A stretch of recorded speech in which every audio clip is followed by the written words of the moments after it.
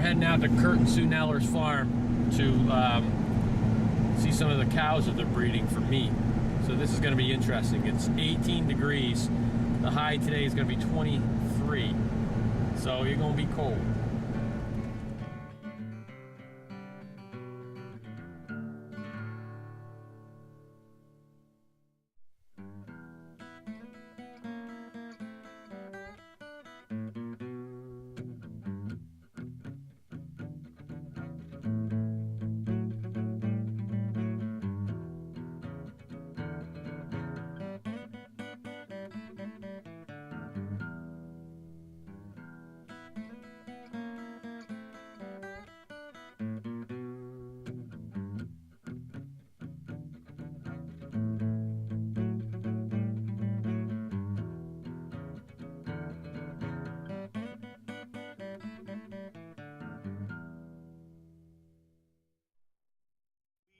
We generally get up about 5:30 and get things going in the house. Sue gets Danny going, ready for school, getting on the bus, and we have our coffee, and then we generally head up to the horse barn right about 7, a little bit after 7, and then proceed our way over here.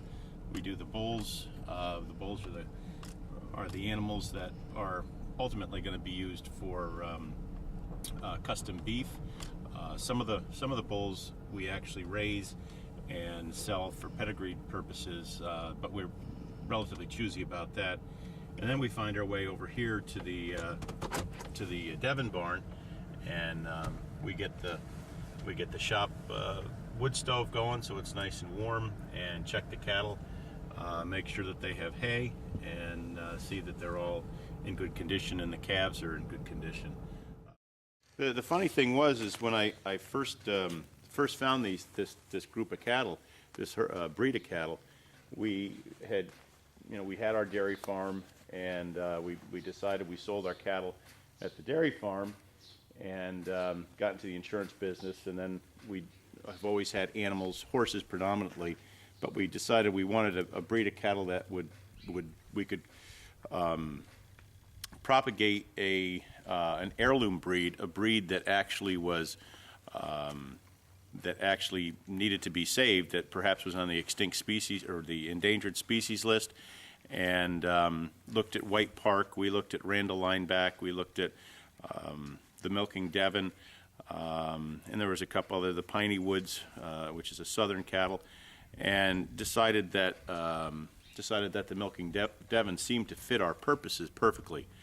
So it was by chance I was in Cooperstown at a seminar, and everyone else went out to play golf. I'm not much of a golfer, and I went over to the Farmers Museum, which is a wonderful old museum in Cooperstown, and happened to find this gentleman in one of their hop fields. They make hops, or they make their own beer there, and I happened to see the Devons on the side hill, and I said, geez, I said, beautiful Devon cattle you've got. And the Joe Caffrey was the fellow's name. He said, my gosh, he said, I've never had anybody identify those cattle. And I said, oh yeah, they're gorgeous. And come to find out, Joe, who's deceased now, wonderful gentleman, we became fast friends, and I asked if we could get a couple. Well, they had to. It was almost as bad as worse than adopting a child, actually, because they had to come out to the farm to see if we were a legitimate farm, interviewed us, and we got our first 2 calves, actually, Julie and Annie, which I can certainly show you. And from there, we got 3 more, one of which ended up having, we believe, cystitis, cystic ovaries, and she could not be bred, so she had to be sold. But then we had Annie and Julie. Not Julie. They were the original 2. No, Annie and Dawn. And Dawn and Jackie were the next right. 3. The original 3. So if you'd like, I could show you those. Sure. And they're still the team. It's Julie. This is Sturbles. He's our second bull. He came out of the central part of the New York State. One of the issues about these cattle is that because there's only roughly 475 females in the world, there, as you can imagine, there's not a lot of genetic diversity. Typically speaking, the genetic diversity was measured by the mileage away from a farm, because people would, generally speaking, not go more than 50 miles in order to find a bull that they could bring back to use on their cattle. And the American Milking Devon Association is very specific. Here's a good shot of Sturbles right here. He's a young bull. He's only about 2.5, so as you can see, he's not a big boy, but you can tell by the curl of the horn how the horn curl will come out towards him, as opposed to, if you look at the females, the horns curl up, and that's just kind of a trait of the American Milking Devon. But the association enjoys natural breeding as opposed to artificial insemination. We did have one of our old bulls who actually happened to be a direct descendant of one of the first two cows that came off the Mayflower, which were Devons. They were British milking Devons, obviously. And this particular cow, Bert, his name was from the Green Acres farm in Old Lyme, Connecticut, which the family, actually the Green family, was one of the first families that came over from the Mayflower. And so we bred with Bert for 3 years, but you don't want to breed back. You don't want to breed. You can breed cousins, but you don't want to breed daughters. You don't. It's called line breeding, correct? And so we decided we'd find another bull from another farm, which actually his heredity comes out of New Hampshire, the Asparagus farm bull. So he's a good boy, and he's doing his job. But as you can see, the little babies that you see here are all females, and of course the other offspring of some of these cattle in here are over in our bullpen. We separated them out probably about a year, or excuse me, about 6 months ago. Now you'll also see some white-faced cattle here. They're cattle that we use for commercial purposes, and they're the cattle that we sell for organic beef. And if you take a look right there, Joe, you see the mother cow licking the underside, Yes. right down by the feeder. They're very, very maternal, and they just very protective over their young, very nurturing. That, I believe, is the Annie cow, which is again one of our foundation cows. She's a wonderful, wonderful cow. Had a lot of interest in her. This is an Eddie. You can tell. See, they're more You can tell an aggressive. Eddie's because of the horns. They have uglier heads. And the interesting thing about the horns, Joe, is that a lot of people think that these horns are That's Ruby, isn't it? That is Ruby. that's Ruby. Hey, Ruby. That are basically dead like fingernails, but they're actually full of when you put your hand on them, they're warm, and so there's blood, there's circulation going through. That's just a covering, and basically She might kick you. basically that's what they used. See that they made powder horns because that slides right off of the actual bone that comes out to make It would be hollow inside if you it'd be read hollow, right? She's one we bottle fed. Her mother rejected her. She's the only bad mother we've ever had, but that's why she's so tame, because we bottle fed her. Right. And the funny thing is she hasn't made the attachments to the herd. She's always by herself. Now the hay, the other interesting thing about these cattle are that we just feed hay. We only feed hay to the milking Devons, which is very atypical in the cattle business because commercial breeds have been bred to fatten and to grow and to produce on commercially grown feed, and that's where you get a lot of the criticism with modifying genes and things like this in feed. These guys fatten on pasture during the summer and hay during the winter, and that's literally all they get. And they're fat. And they're too fat. actually. And that's the beauty of heirloom breed is that they don't require a lot of energy because of how they're genetically put together to stay healthy, to stay fat, to produce whether it be milk, meat, or they're excellent oxen. Bulls are excellent oxen. They're considered a tri-purpose breed. Well, they're nice cows. I mean, They as got a far as good breed demeanor. goes. They've Yeah, got a very they're nice to good work around. workability is what it would be called. And the other interesting thing about the Devons is that although it's not prevalent too much in the United States, but that's where their Devonshire clotted cream, which is a delicacy in Europe and on the British Islands. The clotted cream actually is made because they have a very high butterfat content in their milk. It runs about 8% as opposed to about 3% for any commercial dairy cow. It's a very, very heavy, sugary cream. And what they do is they actually skim that cream off and then they flash heat it, and it creates this caramelized, almost like a syrupy milk, and it's used to pour over berries, biscuits, and things like this, breakfast foods. And it's considered a delicacy and very, very expensive. Sounds delicious. It's wonderful.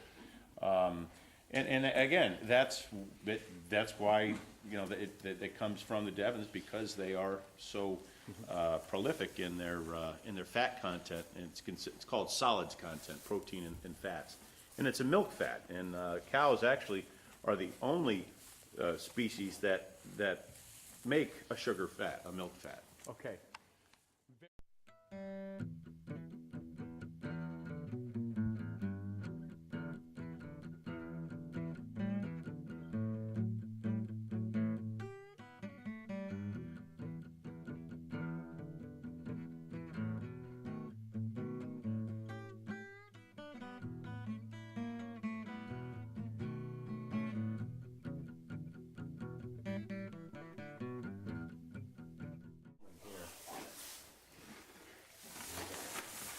Yeah, this will hold about 700 bales of hay, believe it or not. But this is what we do in the summertime. It's about 110 100 up degrees, here. right? So I make sure I don't come up here. I What unload we the do for wagon. fun in the summertime. But the girls are really good at stacking, and then whoever else we can con into helping us out. The other thing that is interesting is that it's good that kids, our kids' age, understand where the food is coming from, and that's the other item that I'm very passionate about. All this hay is grown on land that is fertilized by the manure that the cows and the horses are generating, and it's just a life cycle. And so this hay goes into growing the beef that we eat, and we know that where it came from, what it's eaten, and how it's been fed. And I think today one of the big issues is that kids especially, and adults, they tend not to really be concerned where their food's coming from. Their concern is more about just the fast food, get in, get out, processed food. And I think that's one of the leading causes of a lot of illness that we have today, is that Absolutely. people are not interested in really understanding where the food's coming from. And Hopefully we can slowly change back to that right. again.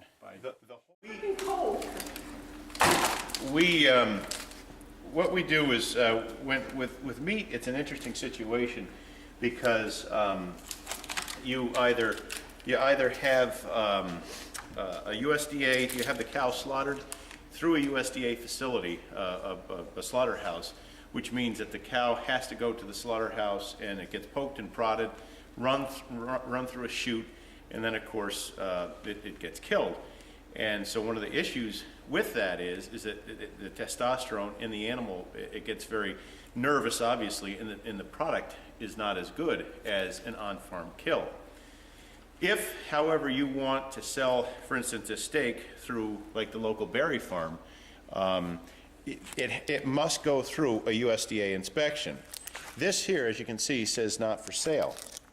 The reason why it says that it's not for sale is because it was killed on the farm by a USDA-approved on-farm kill man. However, he then brings it back to his shop, and then he cuts it up according to the specifications of the buyer. Two different philosophies. I happen to like the on-farm kill because it's totally humane. The animal is just walking around, it's in a pen, for instance, eating hay, and it just like somebody shot a deer. So there's no nervousness, there's no hormonal effects on the meat. And it does affect the meat when It affects the meat a lot. And if you've ever hunted a deer, you know, if it's not a clean kill, then the meat is not as good as if it's a clean kill. It's a very interesting. And the nice thing about it is, so if you wanted a half of a cow, one of our cows, we have a cow ready, a bull ready, for instance, and we get you and we get another, you know, person, and the guy, my fellow comes, Greg Stratton from Hoosick Falls, comes, kills on the farm, and then you get a cut sheet, and the other fella gets a cut sheet, and it's cut specifically to your specifications as to how that you want steaks 1.25 inches, 1.5 inches, how much burger do you want, what do you want put in the burger. So we do it both ways. We will do meat for sale by the pound or by the package through a USDA facility, but I like to try to match a buyer or a prospective buyer's 2 halves, for instance, a half and 2/4. We try to match them with the cow, and the product is just so much better. And then each individual has a custom cut according to how they want their meat cut. The other caveat is that we allow our, for instance, a half of beef is hung in the cooler for up to 15 days, whereas most commercial slaughterhouses maximum is about 2 days. And the difference there is the breakdown of the meat. As meat hangs, there's microbiotic activity. It actually almost like seasons itself. So the longer it's hung, the tenderer it is. 21 days is so they say the epitome of hang time. Versus 2 days. Right, but the problem is most commercial slaughterhouses they don't have the time to leave it there. So you know, this way we're able to have a little bit. Well, actually, it's quite a bit better of a product. But you can see these heirloom breeds, the marbling. I don't know. I guess this is probably about the best.